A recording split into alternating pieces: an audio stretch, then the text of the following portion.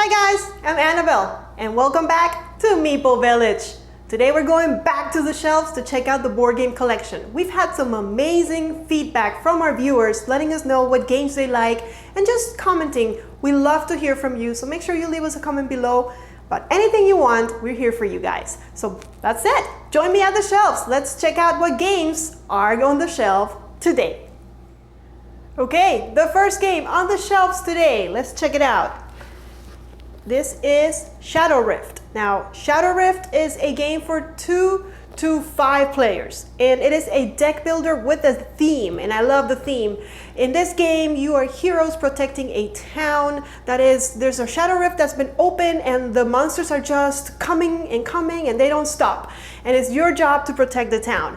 Now, it is a deck builder, and you have 2 ways to win, which is really cool because the town is, yeah, you have to protect them and some of them are dying, but they're also out to help you. So the 2 ways that you can win is by sealing the Shadow Rift and keeping the monsters out. And the second way is by building enough defenses in ways of walls around the town so that the monsters can't come in. It's a fun little game that you can play with others, co-op. That is Shadow Rift.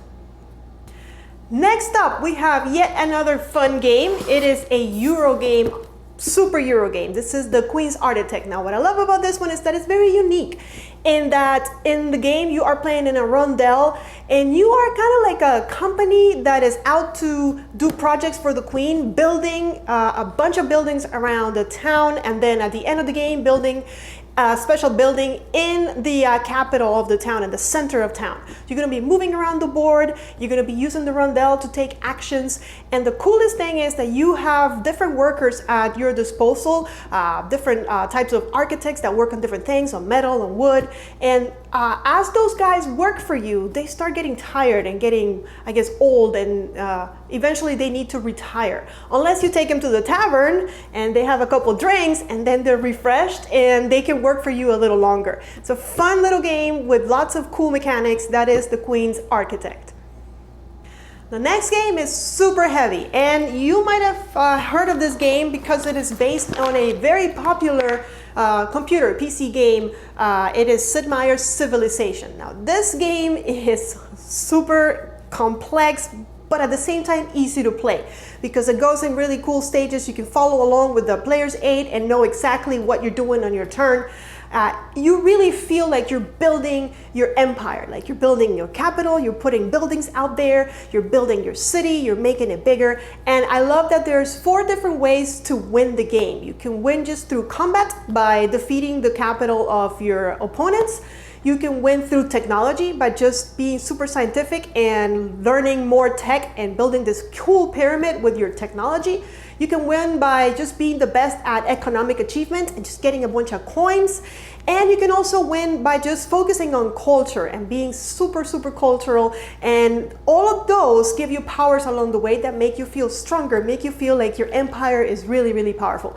You can play with a bunch of different countries that you're going to know, in Egypt, USA, all of those, they're included in the game, Russia. So it's really cool to just get into the game and just believe that you're part of that civilization. Last but not least, we have a game that we've already covered on the channel, and it is Edge of Humanity. Edge of Humanity is a game for 2 to 5 players. It is not a co-op game, it is a competitive game. It is a deck builder and hand management of sorts, because in this game, we're living in the apocalypse. And resources are very scarce. You're out to trade and you are going to be getting rid of some of your precious, precious, precious cards to get other cards that hopefully help you build buildings and ultimately win victory points by recruiting, by building buildings, and by having the best shelter that you can in Edge of Humanity. So guys, there you have it. Those are the games for today. I hope you enjoy them.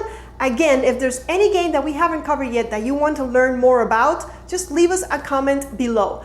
We have done a wonderful job of covering all of the games that our viewers have requested. There are still some that are on the making, so if you requested a game, it's coming. Just stay tuned.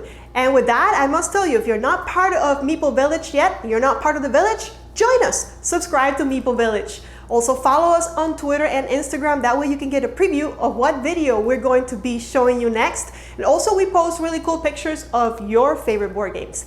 I will see you on the next time when we're going to be playing more fun games. But until then, may you play more games.